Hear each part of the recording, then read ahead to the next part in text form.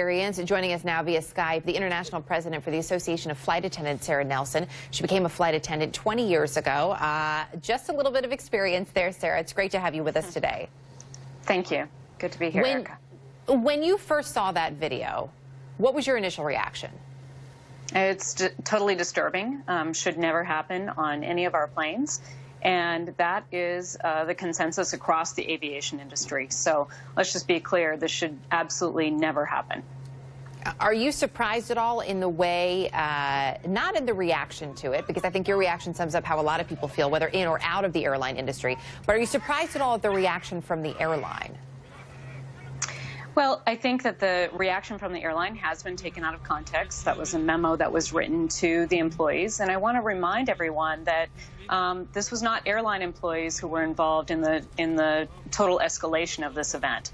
So flight attendants get on board every single day. One of the biggest things that we have to do is to de-escalate conflict. Flight attendants do that in an expert way. Thousands of flights take off and land without incident, oftentimes because we use those skills.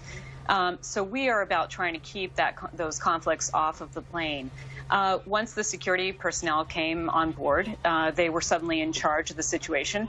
And I think that what we have to do is look at what happened leading up to that situation. And that's what that memo says, is that they deeply regret this. They're going to take a very close look at this, that there are lessons to be learned and to be employed here.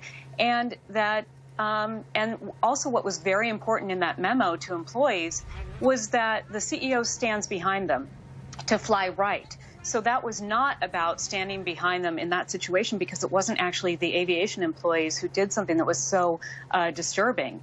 What it's about is saying, go out there and do what you normally do to de-escalate the situation, to fly right, and to keep calm in aviation.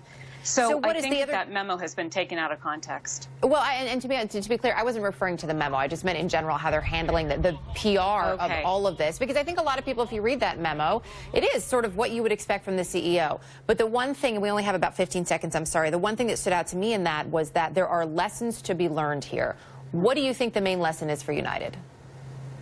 Well, I think that we need to look. I actually think that that passenger was right on.